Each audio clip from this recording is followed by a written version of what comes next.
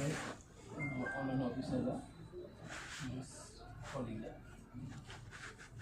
আমি জয়েন করেছিলাম 1986 2nd জানুয়ারি। জীবনে প্রথম একটা ইন্টারভিউ দিয়েছি, একটাই চাকরি, আমার কোনো বেকারত্ব আমি বুঝিনি। তারপর ইন্ডিয়ান অয়েলে জয়েন করলাম, উত্তর তো বলিয়ে দিল। দুর্গাপুরের বাইরে পর্যন্ত কোথাও যাইনি, কলকাতায় দেখিনি, সেই ফ্যামিলি ছিলাম আমি। তা আমাকে হঠাৎ করে বাসু সাহেব এরকমভাবে বলে দিল যে তারপর দিনে আমরা চলে যান, কি 5:55 না কি ট্রেন বলে দিল, কামরূপ এক্সপ্রেস, সেখান থেকে চলে যান আমরা আসাম।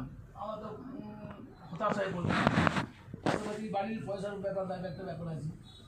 তা কোনো জোগাড় করে গেলাম, কামরূপতে পেলাম না, ওই জনতা নাকি এটা এক্সপ্রেস পেলাম, ওই দিন পেলাম না, কলকাতা থাকার জায়গা নেই। তখন দাদার একটা বন্ধু ছিল, কোথায় ব্যাংকের কী ছিল, সে তাদের বাড়িতে রাত্রে থাকলাম, সে সারা রাত কাঁদলাম, মানে কোথায় যাচ্ছি যেন মনে হচ্ছে আমাদের কিছু হয়ে গেল, ভয় পাচ্ছি। যাও গেলাম, আসামে গেলাম। আসামে গিয়ে উত্তমের মতো অবস্থা, ওখানে খুন খারাপই হয়েছে। রাত্রি 8:30টার সময় পৌঁছেছি, অন্ধকার ঘুরে কিচ্ছু নেই, একটা বড় মোড় নিয়ে আমি স্টেশন দিয়ে বেরোচ্ছি, কেউ কোথাও নেই, আমি দেখতে পাচ্ছি না কিছু, সবাই যাচ্ছি নিয়ে আমরা কী করবো। ট্রেনে যখন যাচ্ছিলাম, একটা ধুতি পড়া এক ভদ্রলোক মাস্টারমশাই করছিল, ওকে আমি তো বুঝতে পেরেছি। আমি গিয়ে মাস্টারমশাই হিন্দু করেছি, স্যার আপনি কলকাতা থেকে এসেছেন, কিছুই চাই না। বলছি তুমি কোথায় যাবে? আমি বললাম আমি গ্যাস ফ্যাক্টরিতে কাজ পেয়েছি, তো আমি কিছুই বুঝতে পারছি না।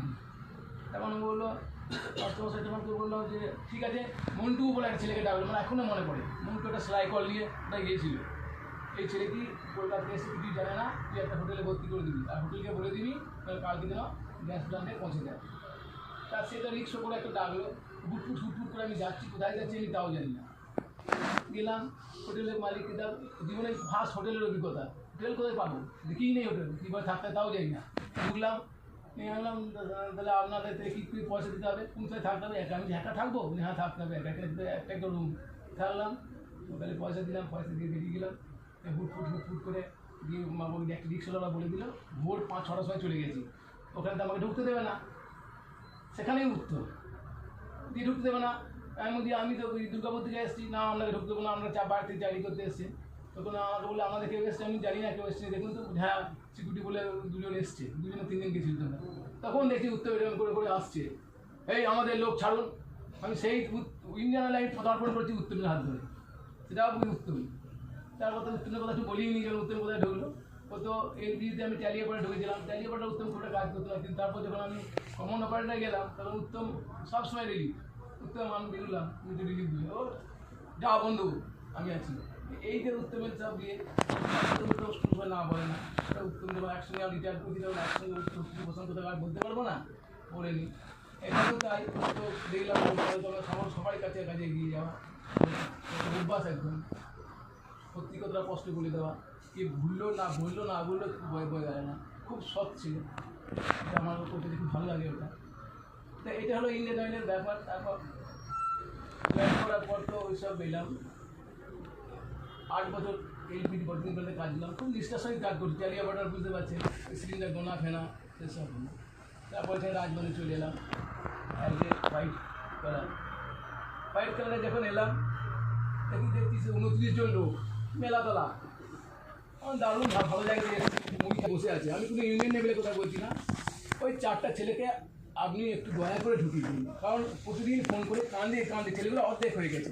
এবার আপনি বলবেন উপর মহলের এই ব্যাপার, কিন্তু আমি বলছি স্যার, আপনি আজ সিটিএম আপনার অনেক পাওয়ার আছে, প্রতিদিনটা আপনি অনেক জানেন, এদিকে চিনেনও, আপনি দয়া করে আপনি এদিকে একটু ফয়সলা করে দিন, তাহলে ওরা ঢুকে যায়। এটা আমার অনুরোধ, লাস্ট ইন্ডিয়ান অয়েলের যাওয়ার ক্ষেত্রে অনুরোধ।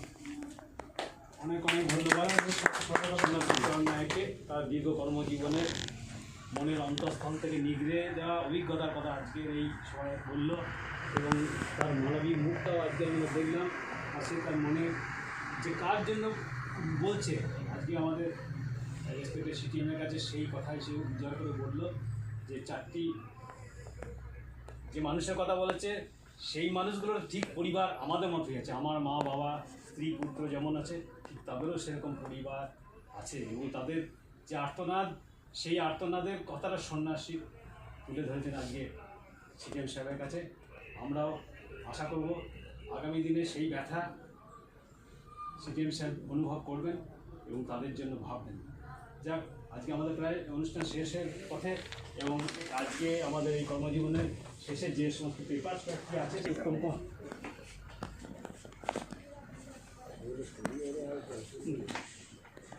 থাকবেন।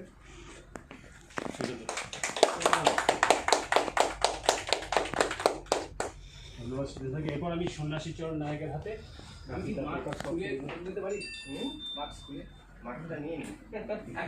একটা মার্কস খুলে নি, একটা মার্কস পরে নিই। আপনার শরীরের জন্য এটা। না ঠিক আছে, একটা খুলে নিই, এটা পরে নিই। এটা আমাকে দেবে। আমি সব সময় মার্কস বুঝলি তো?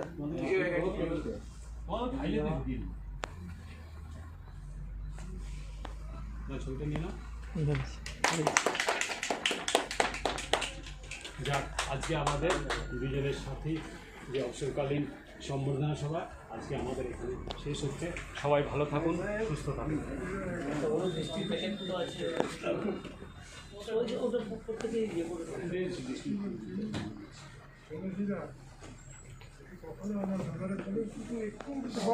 না যা হয়েছে কাজের জন্য হয়েছে, আমরা হয়েছে কাজের জন্য হয়েছে। ওটা